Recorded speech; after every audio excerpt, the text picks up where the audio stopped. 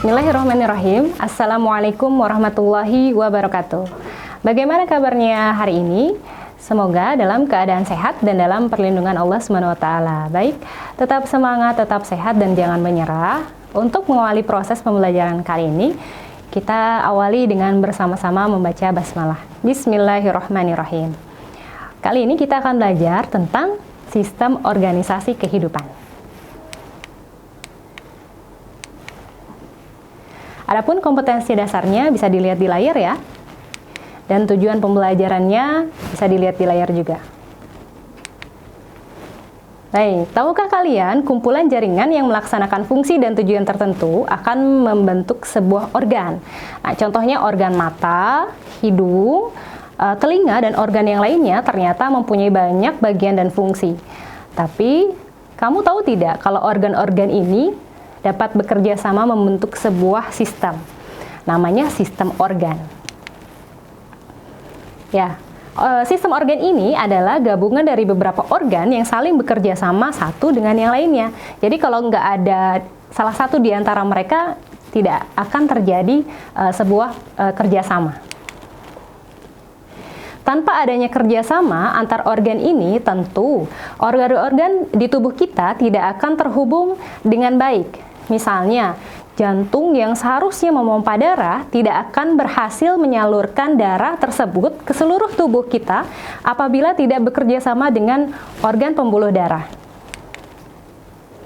Salah satu contoh sistem organ yang terdapat pada manusia yang lainnya selain jantung tadi, sistem transportasi tadi, yaitu sistem pernafasan. Sistem pernafasan ini dibentuk atas kerjasama berbagai macam organ. Salah satunya adalah hidung, kemudian yang lainnya ada tenggorokan, kemudian laring, faring, trakea, dan paru-paru. Kalau kalian mengetahui organ-organ pencernaan seperti mulut, kemudian kerongkongan, lambung, usus, dan anus, nah mereka ini membentuk sebuah sistem namanya sistem organ yang bekerja sama dan bernama sistem pencernaan. Kebayang dong ya kalau ada salah satu di antara organ ini yang rusak, pasti sistem pencernaan tubuh kita tidak akan berjalan lancar, dalam artian akan bermasalah. Sistem organ yang lain yang patut kita ketahui ada sistem syaraf, kemudian ada sistem ekskresi, pengeluaran, ada sistem peredaran darah, kemudian ada sistem reproduksi, sistem hormon, sistem otot, dan sistem rangka. Nah, sistem organ ini tentu tadi ya poinnya adalah kumpulan dari beberapa organ, dari macam-macam organ yang saling bekerja sama untuk membentuk sebuah sistem. Nah, oh ya, sama seperti organ, sistem organ ini tidak hanya dimiliki oleh manusia saja loh. Seluruh makhluk hidup tingkat tinggi yang mempunyai organ-organ di tubuhnya kemungkinan besar punya sistem organ. Ayo, apa saja nih organ-organ penting yang ada pada tumbuhan? Ya, betul. Ada daun, ada batang, dan ada akar. Nah, ini adalah organ pokok yang ada di tumbuhan. Sama halnya dengan manusia, organ-organ di tumbuhan ini juga saling bekerja sama satu dengan yang lainnya. Karena dalam fotosintesis membutuhkan daun sebagai wadah, serta batang sebagai lorong, tempat menyalurkan hasil-hasil fotosintesis. Itu artinya proses ini terjadi karena adanya sebuah sistem organ tadi ya. Bahkan pada tumbuhan ada sistem pengangkutan, perlindungan, sistem pelindung, ada sistem penyokong, dan berbagai sistem yang lainnya. Nih, sistem organ yang ada pada tumbuhan. Yang pertama sistem pernafasan, itu tersusun atas stomata, lentisel, dan akar. Nah, fungsinya sebagai tempat keluar masuknya oksigen dan karbon dioksida. Kemudian ada sistem transportasi. Penyusunnya adalah daun, batang, dan akar. Fungsinya untuk mengedarkan zat makanan dan air ke seluruh tubuh, ke seluruh tubuh tumbuhan.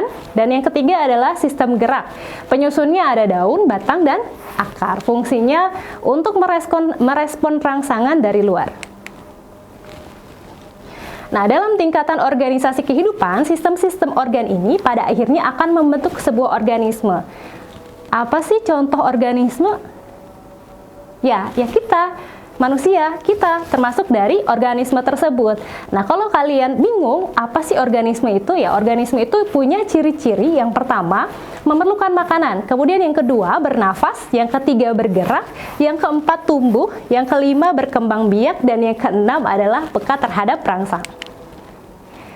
Nah, poinnya adalah kumpulan dari sel sebagai unit terkecil penyusun makhluk hidup akan membentuk sebuah jaringan, dan kumpulan dari jaringan akan membentuk sebuah organ. Kemudian kumpulan dari organ akan membentuk sebuah sistem yang dinamakan sistem organ.